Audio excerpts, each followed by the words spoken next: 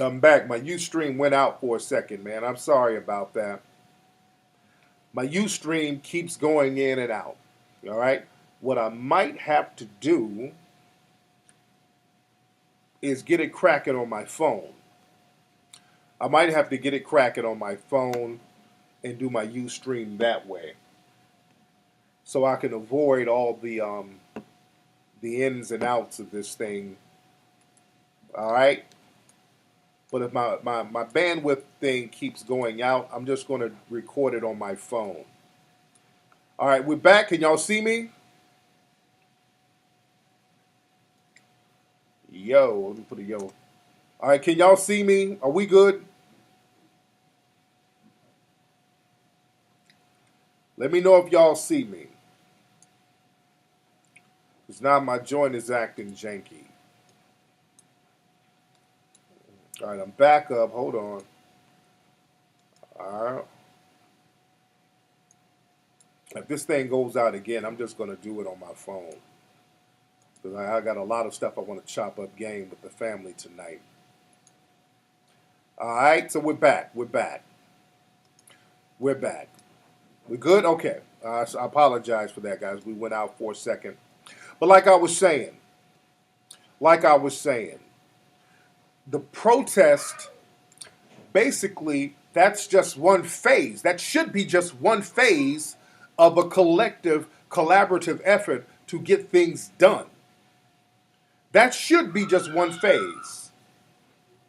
With these protests about all of these killings of black people, the protest is the phase. That's it. People are making the protest the end all be all, and we're wasting time. That's a waste of time, and that's a very legitimate question to ask. Okay, what's the goal? The minute people start asking what the goal is, all of a sudden, Negro Bedouin's Twitter and the Twitter trolls, who's supposed to be representing Black Twitter, who many of them are funded by the white supremacists, and I'm going to get on that in a minute. They start going into trolling and attack mode, the slander mode, when you start asking real legitimate questions. That's a very legitimate question at this point. What is our goal? All right, how long we going to walk around talking about hands up, don't shoot? How long we talk about hands up, don't shoot? What's the goal? That's what we should have. The code of conduct. We should have that code of conduct going on right now. And none of these people out here are telling you what to do. You know why? Because a lot of them, man, they got the collection played out.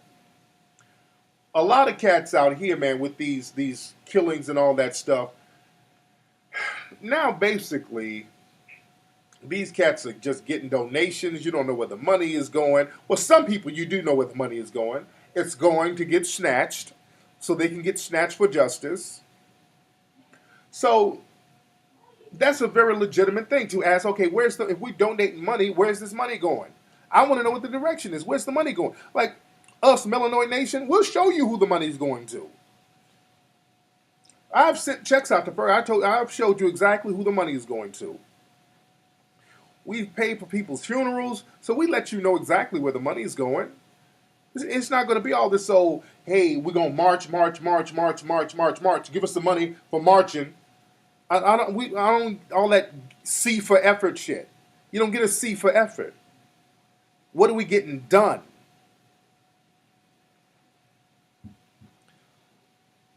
So we need to start asking these questions, especially some of these cats out here, these so-called leaders, because some of them got my name in their mouth a little fucked up, and that, I really don't appreciate that either.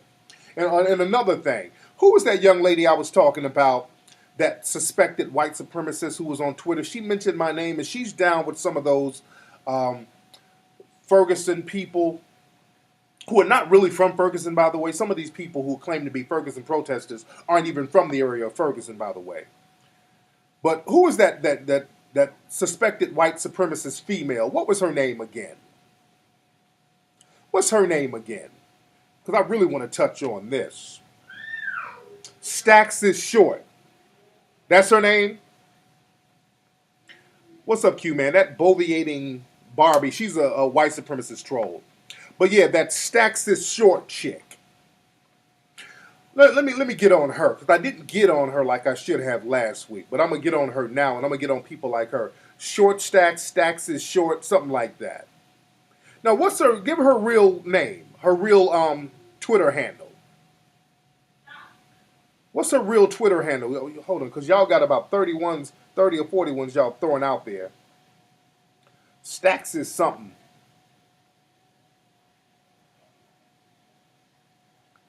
Stacks is what's her name again? Put her real Twitter handle out there. Somebody said funky bitch. Come on. Dave, that's not nice. What's her real Twitter thing? Stacks is short. Stacks IZ short. Stacks is short. Like IZ short. Stacks is short. That's her thing. Now, she just randomly sent me a tweet last week throwing a little shade. She was like, if anybody, y'all keep mentioning, because I guess people on her timeline were retweeting me. I don't follow her. She doesn't follow me. I don't know. I didn't know this woman existed. But she was like, anybody who retweets Tariq on my timeline, y'all gonna get blocked. And she included me in the mention just so I can see her dissing. All right. So since you made it your point to show that you're dissing, let's address you. Shorts is Stacks, or whatever the fuck your name is. Stacks is short. Because number one, let me say this. And people started questioning her, like, why are you trying to diss Tariq? Well, he said something about some of these strong women out here protesting in Ferguson. She's talking about that whole Snatch for Justice crew. She was basically regurgitating some of their lies. But that just goes to show how these suspected white supremacists operate. They get in the mix, get around some Negroes, and they start getting real comfortable and then try to speak on shit they shouldn't even be speaking on. Because my thing is this, I think she's one of those people who's out there filming a lot of stuff, so she thinks she's down.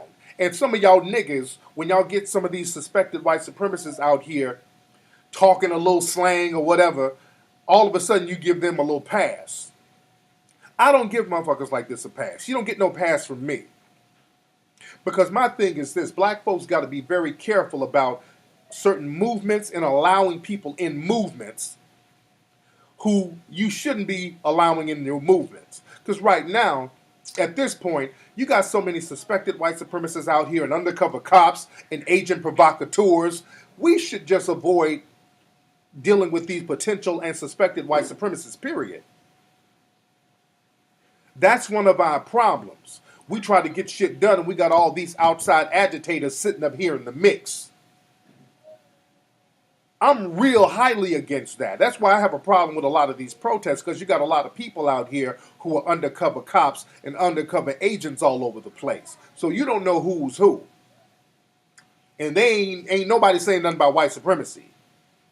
And this Stacks is fat, or whatever the hell her name is, somebody was telling me some information about her, like she has a black husband and all that. And that's another thing. Just because you got some suspected white supremacists out here fucking a black person, that doesn't give them a pass, as far as I'm concerned. Black people get real confused by that.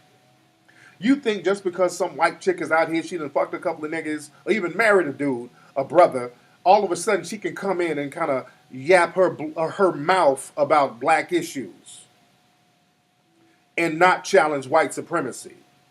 Because they conveniently never challenge systematic white supremacy, but they always up in our mix.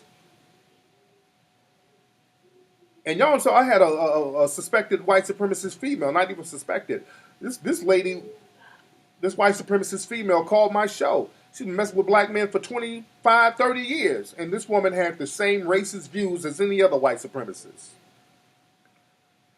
So black folks, stop falling for that con game. Get out of our mix. You don't need to be speaking on anything as far as what I do. Especially just because your claim to fame in the community is fucking a nigga and videotaping people get beat up. Now you in a position to sit up here and talk about issues in the community that I put in a lot of work for.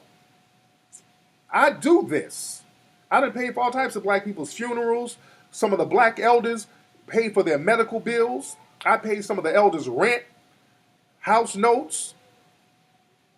Dude, I'm all over not the country, all over the world, unifying with melanoid people, bonding and creating a system of empowerment, allies with other brothers and sisters around the world. This is what I do.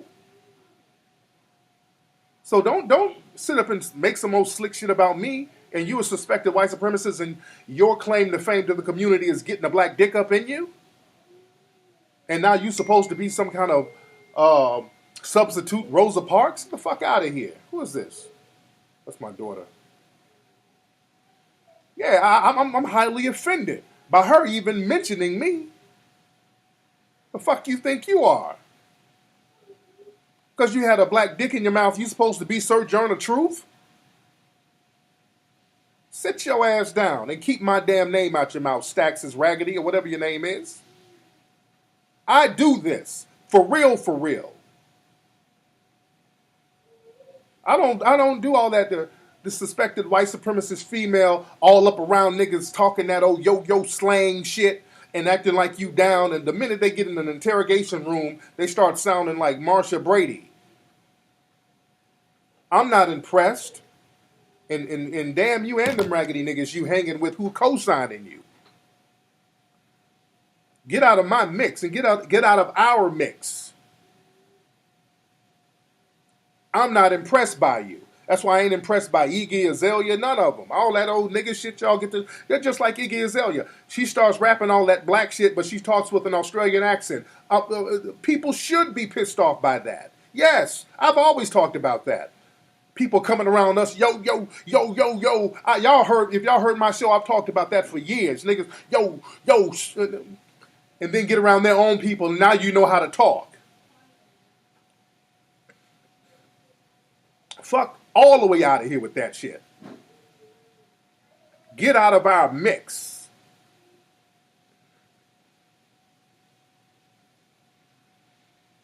You dig? And don't speak on mine. You put in some real work, and I ain't talking about just going around watching a bunch of black folks get beat up. That ain't putting in work. You're just a reporter for the streets right now. That's it. You're just documenting shit. What are you doing about it? Because I'm talking about doing some things. I'm talking about melanoid empowerment globally. I'm talking about melanoid empowerment. Yeah, riffraff, all those people, man. And let me tell y'all something. I was just, again, a few days ago, I was in Samoa. I'm in Samoa. Samoa, you got a bunch of black folks over there, basically.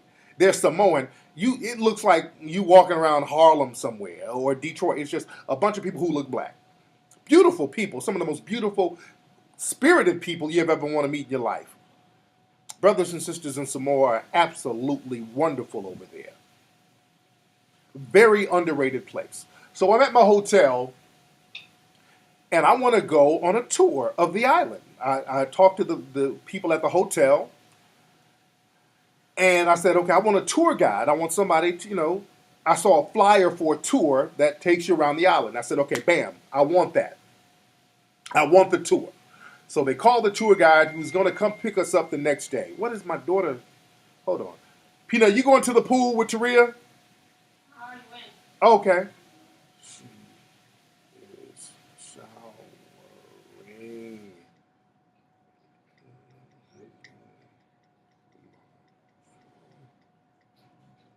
Okay. What was I saying? My daughter distracted me. What was I saying?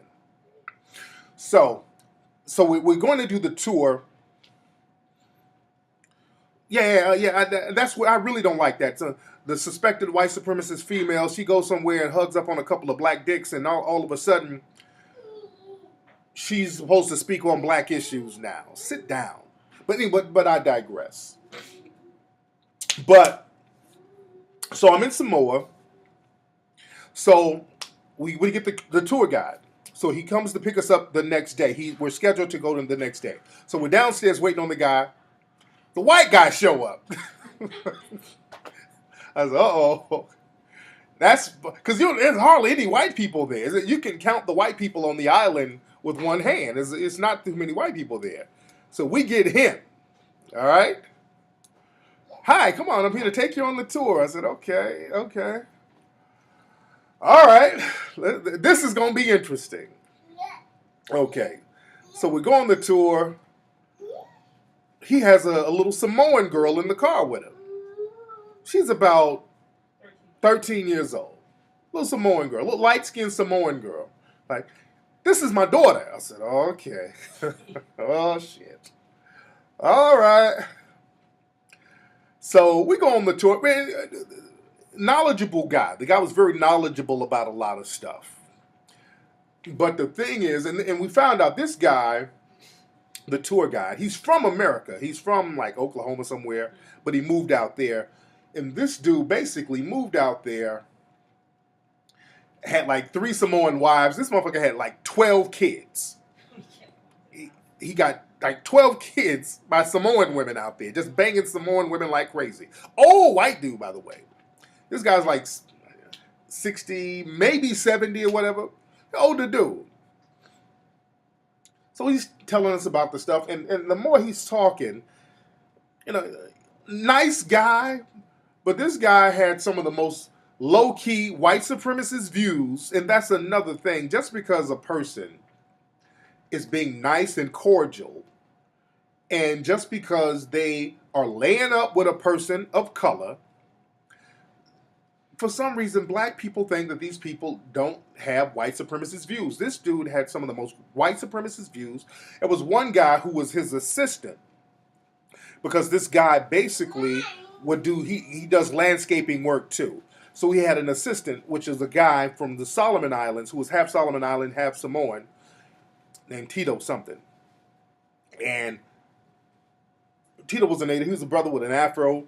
Real quiet dude. And the way he was describing the Tito guy, he was like, yeah, that's Tito.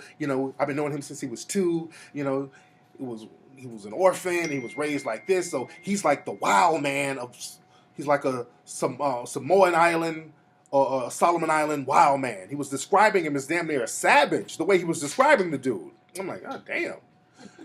So he put the dude basically, and we were in his like little rackety van, and the dude was like in the trunk area. The assistant was basically literally scrunched up in the trunk. I'm like, why is this dude? Okay, he got the dude all scrunched up in the trunk. I felt uncomfortable. I'm like, damn, dude. I really wasn't liking that. I didn't like how he described the dude as a wild man, because I'm thinking the dude is, on some other shit. And we were out, and me and the white dude was talking. He was like, yeah, Tito, man, he was like, when we got him, he for years he didn't own a toothbrush, and even now he doesn't. When he eats, he takes his food and eats in the corner like an animal. He was just really describing the dude crazy. Later on that day, my mom, because my mom I got the family with me. My mom was talking to the Tito guy, and I was telling her what the dude was saying about Tito. She's like, Tito got good sense. Like, me and Tito was talking about church, and Tito's a musician. He plays this instrument and that. So she's like, ain't nothing wrong with Tito. Yeah. I'm like, okay. So now this dude has kind of painted this crazy picture through the white supremacist lenses. You dig? So again, we're driving around the island. He's telling me about all the trees and the plants and just a lot of good information. And we're talking about the people, and certain people we would see, he would point them out. That guy right there, that's the town drunk. That guy over there, that's the village idiot. I'm like, okay, I'm not feeling, I ain't feeling that. This dude is talking real kind of derogatory about the Samoan brothers and sisters out here. And a lot of, my daughter here's my grandmother. Okay, I got to hit her up in a minute. Text my mom and tell I hit her up in a minute. Now, we're driving around the island, and a lot of the youth, the younger kids, they play a lot of rap music over there. A lot of rap music. We're driving around these different villages, and they're bumping rap music. They're loving us. We waving. That's why I took so many pictures. They're just very cordial to us. They're just loving us.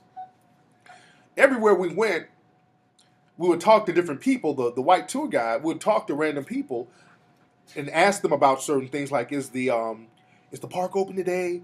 Is this open? Is that open? People will say, yeah. It's okay.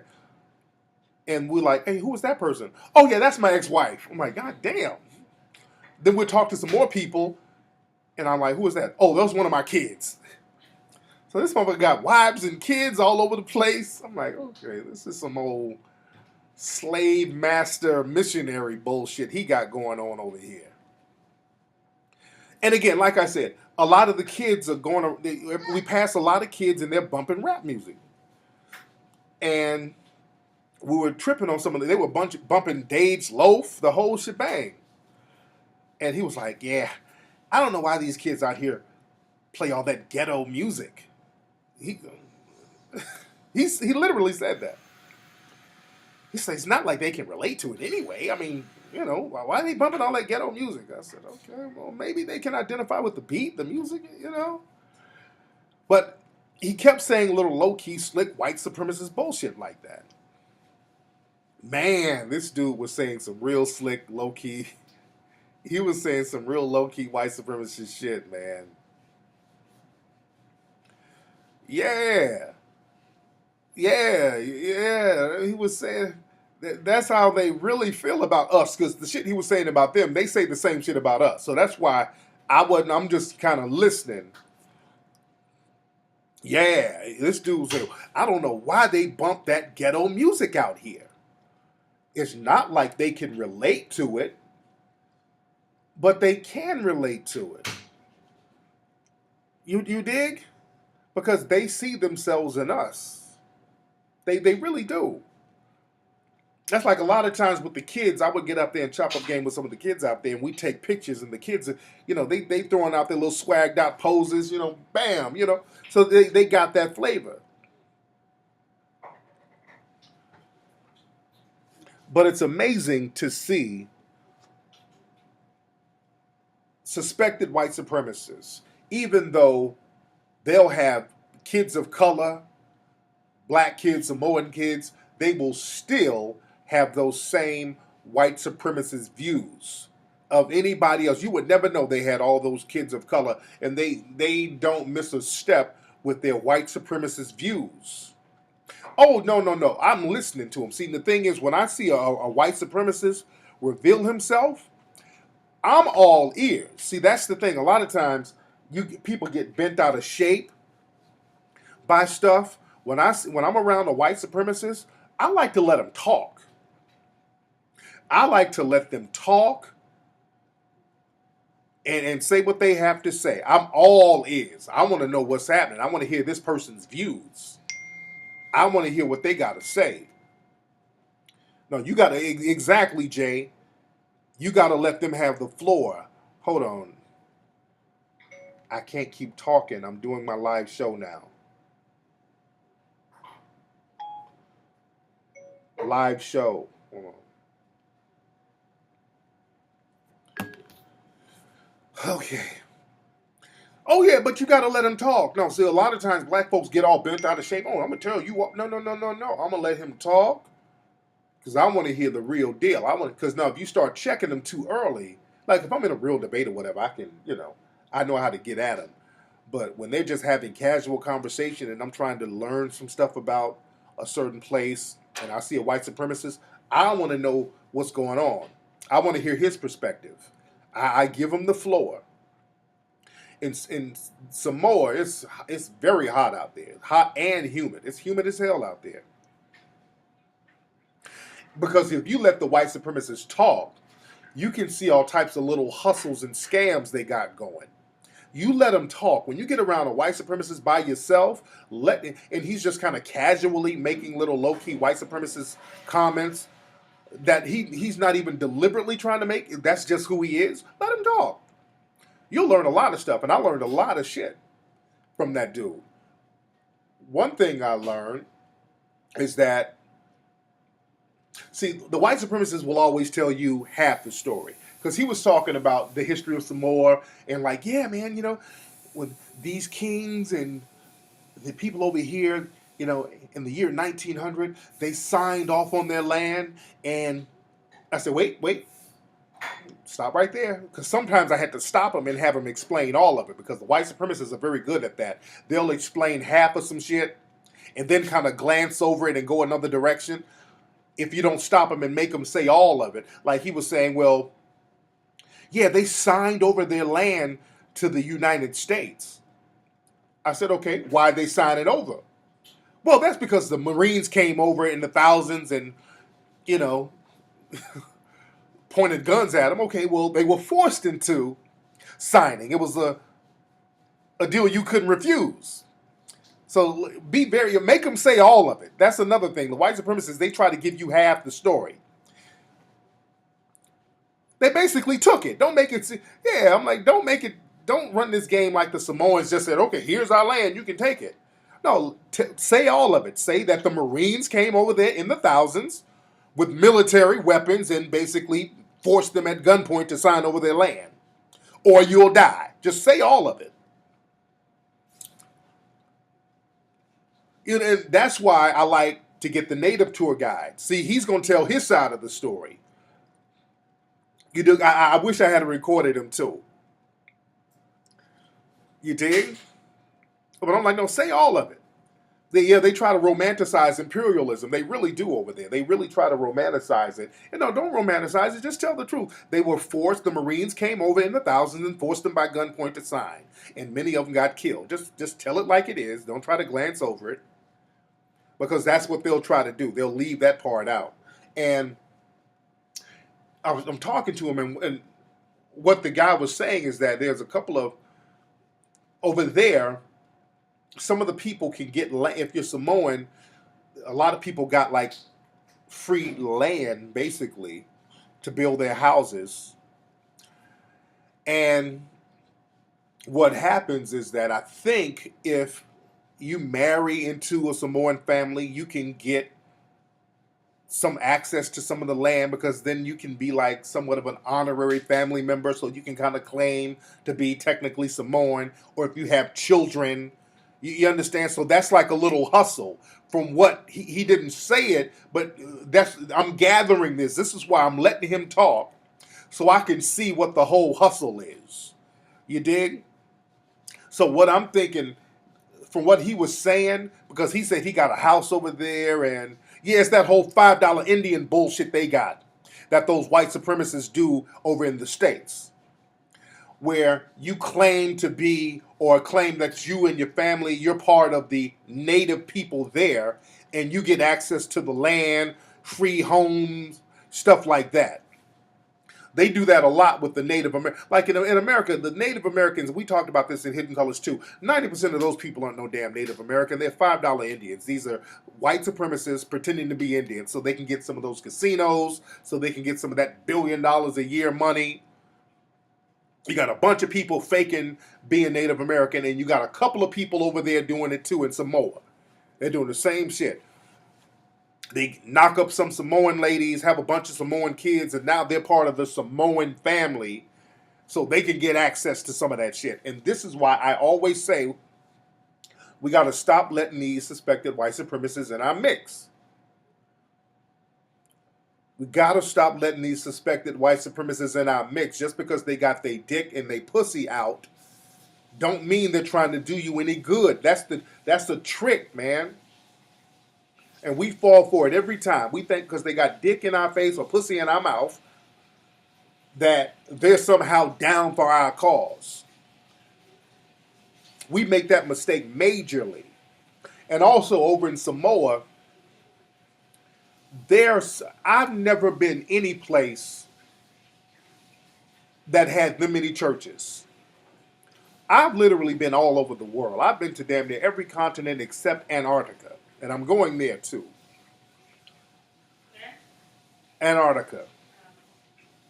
I've never seen as many churches as I saw on Samoa.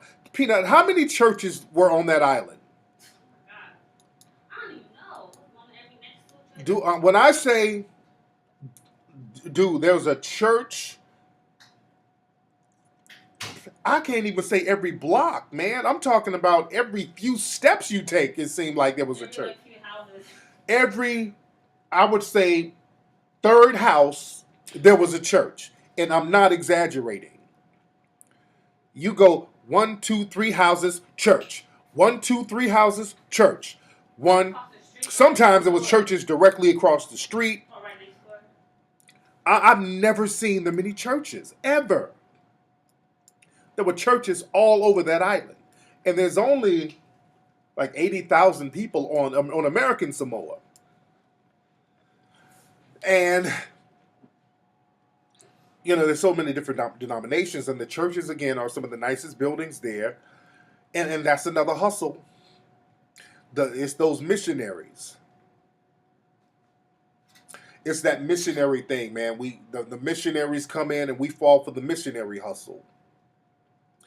We fall for that missionary hustle, and even while we were there, we saw a couple of white people in those were those Mormons we were seeing? Yeah, we saw some white people walking around in the little Mormon outfits, with the white shirt and the black tie and like the backpacks, going to people's. Yeah, they would always get they recruit a native person, and the native person would be dressed like the Mormon, and I guess they were going to people's homes recruiting them. And that's another thing, man. People of color, black people, melanoid people, we got to stop letting these missionaries come up in our mix, man. That's code number one right there. That's a major code that we need to adopt. We need to chill with letting the missionaries in.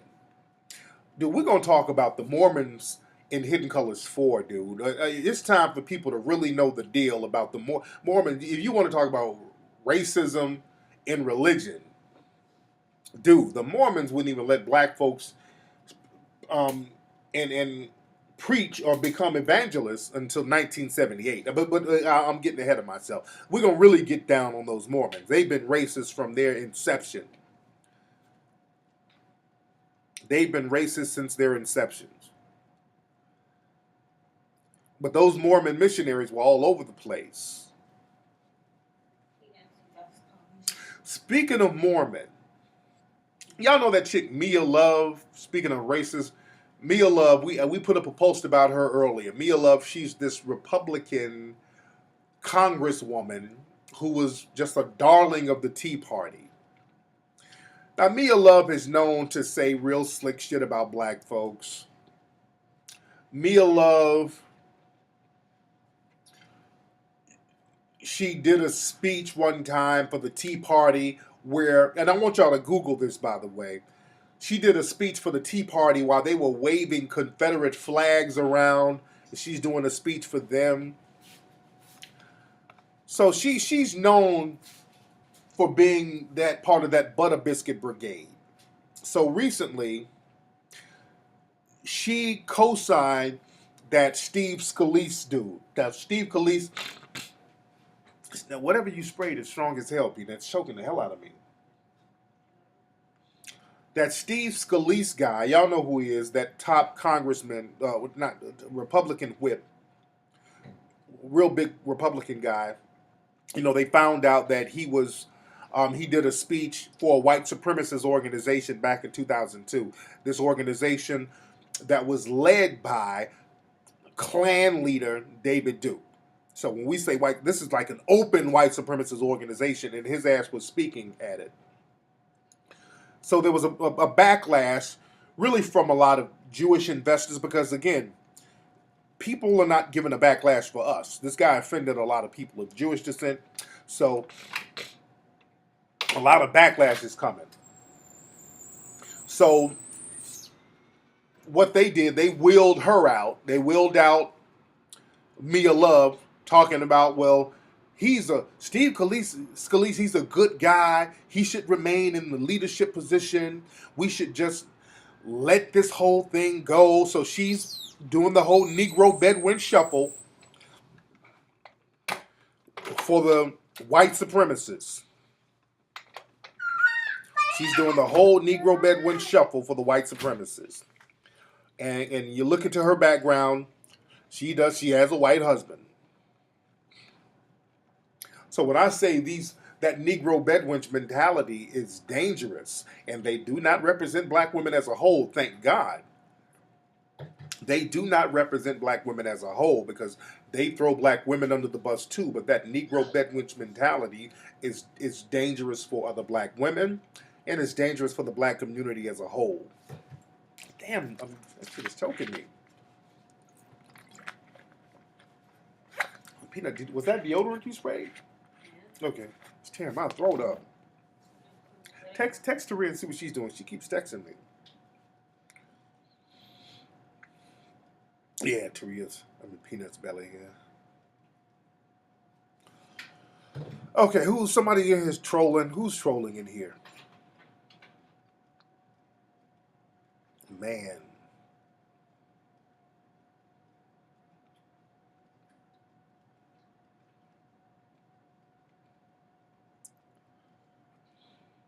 Omelet King, that's his name. Where you at, Omelet King? This nigga name is Omelet King. What kind of name is that? Let me see what Omelet King is. Let me see if I see him up in here so I can ban him real quick. So Omelet King, let me ban him. Well, hold on, Omelet King. I'm gonna ban you real quick. Hold on, Omelet King. Hold on. He dipped. Yeah, he dipped out real quick. Hold on. Yeah, Omelet King dipped out. Let's see who we got on the phone. What's up? Who's calling? Hello? What's up? Who's calling? This is David calling from New Orleans. What's up, Dave from New Orleans? How you doing, fam? I'm doing good. What's on your mind? Hey, I got a question for you. Go ahead. What you think about black people becoming allies with North Korea? I don't know. I don't know, man. Black people, unfortunately, with us, black people don't do shit unless we get permission from the suspected white supremacists. So, Right. black folks really don't want to empower themselves because the white supremacists didn't give them permission. Black people, and this is something we have to admit, on a subconscious level, we wait for the white supremacists to give us a cosign, and that's a very bad habit that black people have. That's why a lot of black people won't even ally with Africa, because the white supremacists didn't make it okay. But if white supremacists say it's okay to pour some ice buckets on your head, we'll be doing it tomorrow. We do all this silly shit that ain't got nothing to do with us simply because the white supremacist gives us a pass to do it. So we got to start thinking independently and get that slave mentality out of our system. You feel me? I feel it. Much respect, fam. That's the thing, bruh. Black folks ain't. We gotta start allying ourselves with people worldwide and globally. Black people are so scared to lose favor with the suspected white supremacists. That's the problem. It's that butter biscuit is so tasty. Yeah, the butter biscuit is so tasty. These Negroes don't want to give that up. Yeah, let him troll. Let this nigga troll. Let him troll. It's all right. What's that? Hold on. Oh, my phone. All right.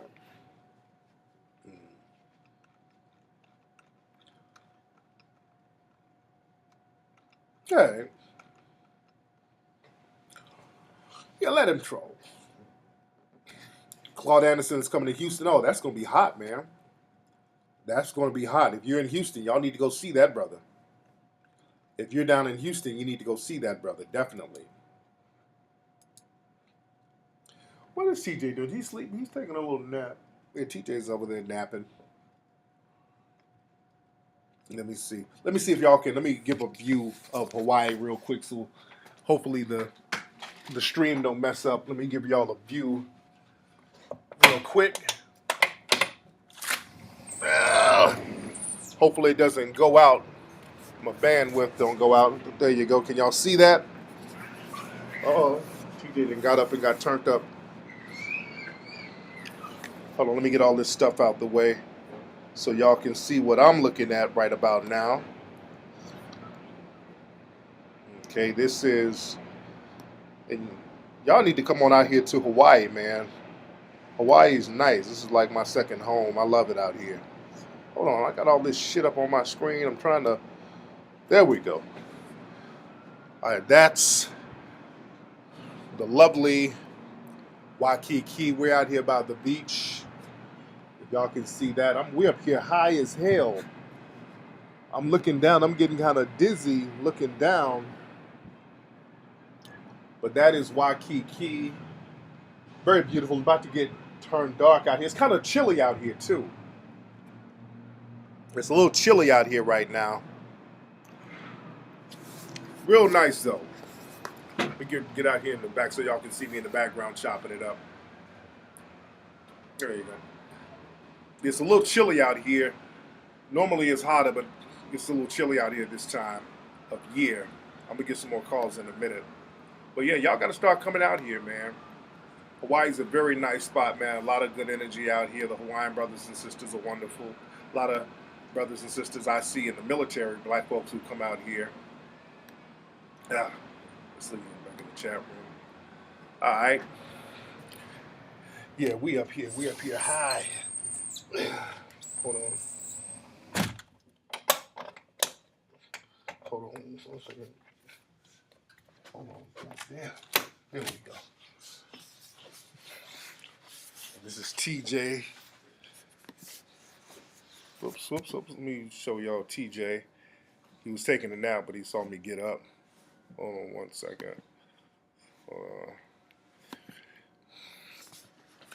What's up, TJ? What's happening? What's up, P-Nizzle? We got Peanut with the belly. What's up, dude? What's Taria saying? Look what we do in a couple of weeks. A few weeks. Mm-hmm. TJ. All right, let me get back over here. At my son, this is a nice hotel. Show y'all a little tour of the hotel, a little bathroom. You just take a shower? All right, let me get back in my spot. Okay. All right.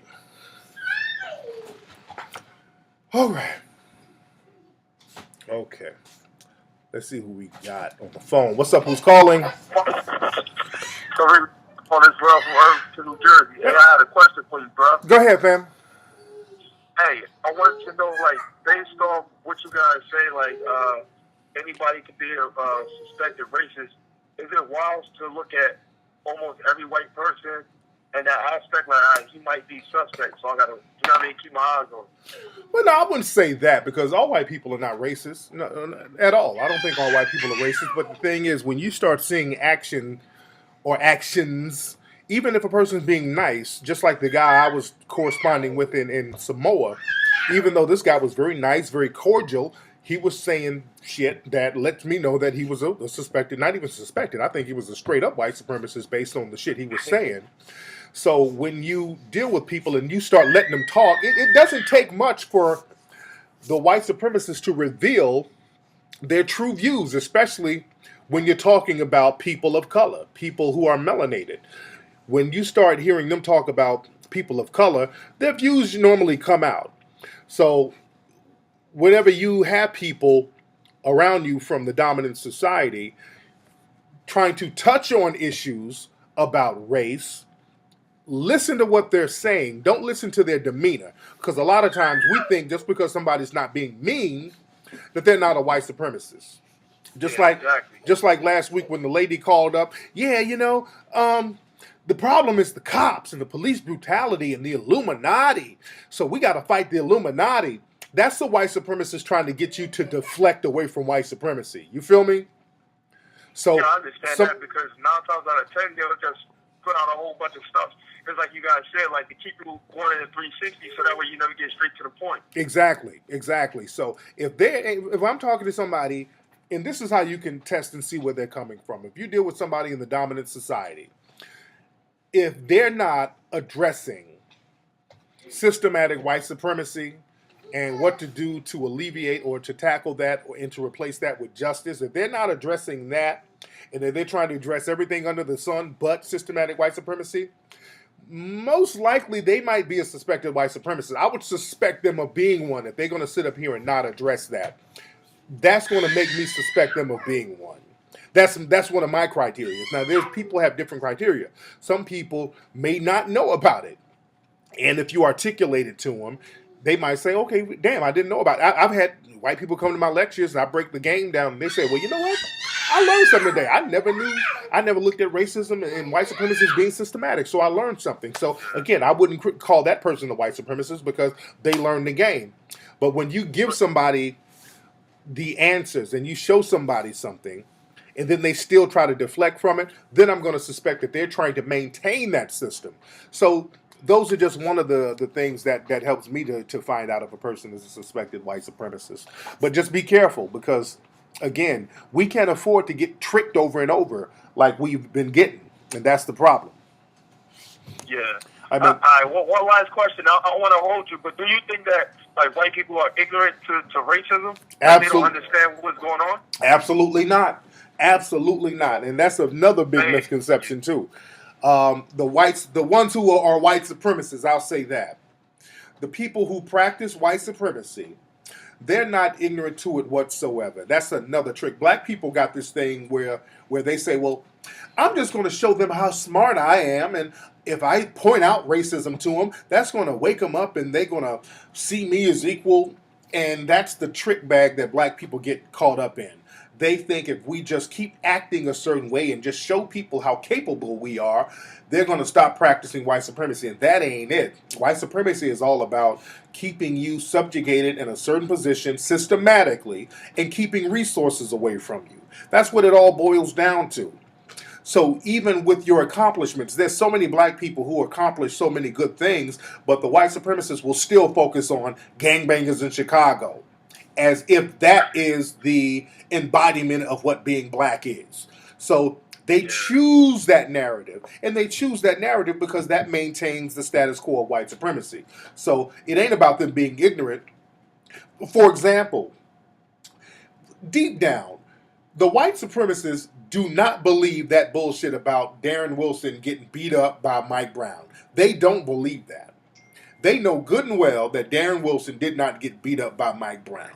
But they went along with the lie to justify Mike Brown getting killed because that maintains white supremacy. You get it? Yeah, absolutely. So that, I thanks a lot, big bro. I want to hold you up. Much respect, man. Yes, indeed. Excuse me. What are we going to eat tonight, Peanut? You want to go out or here? No, well, let's go out somewhere. We go out somewhere. Yeah, we go out somewhere. But yeah, but again, it's very important also that we reach out to melanoid people all around the world, man. It's very important that we reach out to the melanoid brothers and sisters all around the world. It's very important, man, because this is a global thing. The stuff the brothers and sisters are going through in Samoa, we're going through the same thing. You dig? Imperialism, the resources being maldistributed into the dominant white society. Subjugation, religious subjugation, same thing. So we all need to be reaching out. Go eat at Mai Tais at the Ala Moana Mall. Yeah, we're gonna find some around here. There's a ramen spot that we have, and they have something out here called the acai bowls, those with acai berries. Very good stuff. And they got these cookies. What's that cookie company I like, Peanut? The Hawaiian Cookie Company. Hawaiian Cookie Company. Real good stuff. Now over in Samoa. Oh, hold on. My thing is breaking up. Hold on. Hold my